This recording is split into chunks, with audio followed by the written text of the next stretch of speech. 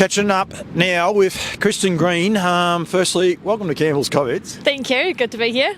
It's good for me to be here. This is amazing. This is the southernmost trotting track, I'm going to say, or workout area in the world. What an amazing beach and an amazing spot you got here. Yeah, we're pretty lucky. I don't think people realise how good the beach is down here, and I don't know if there's too many other places in New Zealand where you can park your truck down on the beach and take the horses off and down, and we're very lucky.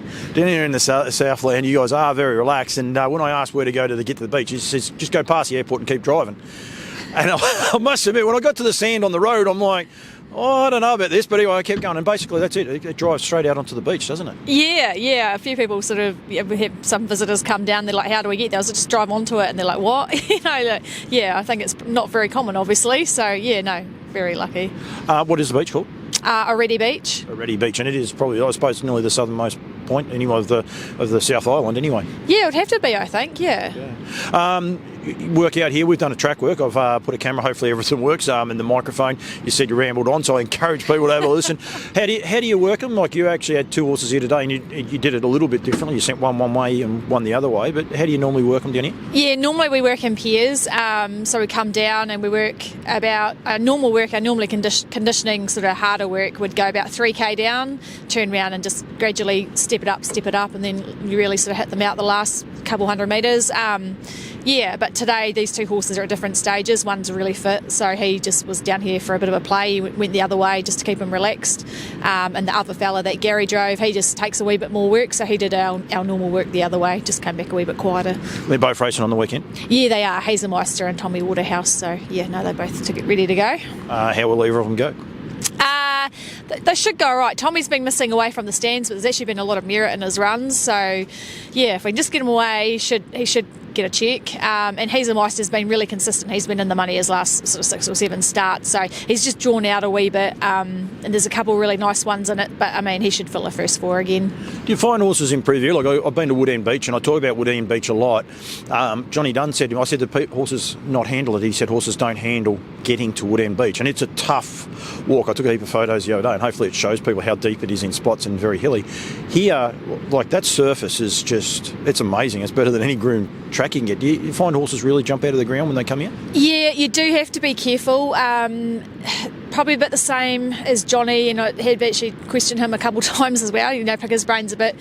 I don't take, if I get a new horse and I'm working it on the beach, I won't line it up for a fortnight, because even though it seems like it's a good surface in there, it does take a bit out of them, and it's a different level of fitness, I think. So you see people the odd time, they'll bring their horses out for a run and line it up the next week, for something different, and they'll be flat. It can sort of catch you unawares, so you do have to build them up to the beach work a bit, I hate humanising horse problems, but it's a little bit like a human. When you go running on it, you can't run as far, and you pull up sore in different spots, I suppose, don't you? Yeah, it's exactly that. And I do a bit of running, and obviously you do as well. You come and run down here, and then if you've been running on a track all the time, it's completely different. It does hit your muscles differently in that, and it's the same for the horses. The water afterwards.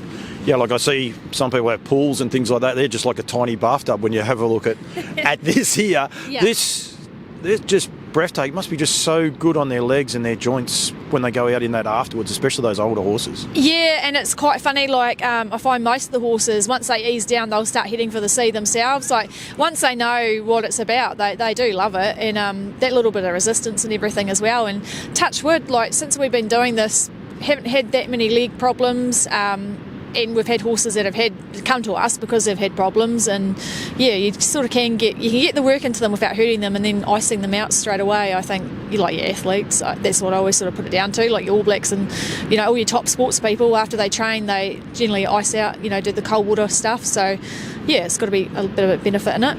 So tendons and joints and that, like, you reckon it helps them? Like, if they've got an issue, it definitely helps them going straight in that afterwards? Yeah, I think so. It has to. It's the anti-inflammatory, cooling everything straight down, and also just working in a straight line, especially joints in that, you're working around a track all the time. It's pressure on their joints going around the bends, so if you can sort of keep them in a straight line, you're minimising all that pressure on them. No, I think it's great, and I think anyone's also got issues with, they should be giving you a bell, that's for sure. How many do you train? We've got about 22 in work at the moment, so that's a nice number. Sort of like to sit around there. Yeah. You got a raft of people helping you too. So I know you got a few people, staff helping. It must be a lot of fun, I reckon, being around. I saw you. Yes, I don't know whatever day it was. I was at Invercargill. Could have been 2 days ago, but it seems like it's a lot of fun around here. Yeah, it is. Yeah, no, I'm really lucky. Like Colin, Gary, and Tash who help us at home.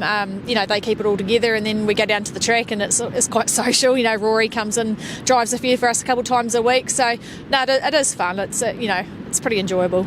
You enjoy the game? Like I ask people, and everyone says, they're always going to say yes. I don't know if that's necessarily right, but do you actually enjoy the game and enjoy the working environment you got? Yes and no. To be completely honest, no, I do love the game, and I do just love the horses and doing that. But on the other side, I've got 2 kids, and I miss a lot of sports games because of my commitments with racing and that. So parts of it I don't enjoy. Like I don't enjoy having to go to the races and my kids playing soccer or something and I can't go see them play. Love the game, but there's definitely downsides to it for me personally. Yeah, I think that's the same for a lot of people, and that's why I asked the question, because I think, as I say, everyone expects people to say yes, but I think I want people to be honest about it and get other people thinking about it. So your career so far, last season, how'd you go? Yeah, pretty good. I'm pretty happy with my career. Like I'm not from a background in racing or anything, so last season I think we finished 3rd on the Premiership in Southland, drove a few nice winners.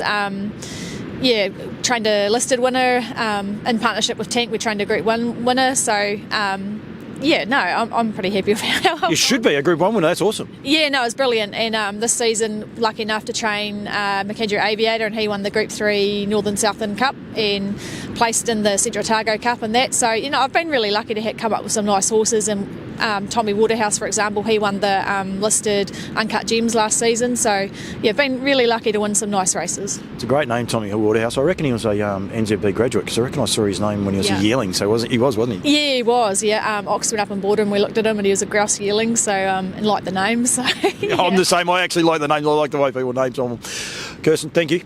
Love the hospitality I get here. Thank you so much for telling me you're going to be out here and telling me how to follow me nose. It was all good, but thank you very much. I hopefully will be catching up with you. We're driving a winner on Sunday, but thank you very much on Diamonds Day, that is. Thank you very much for your hospitality and showing us, and I'll put the track work up in a little while as well, so I really do appreciate that. No, great, thanks. It was really nice meeting you, and thanks for everything you're doing for us. Thank you.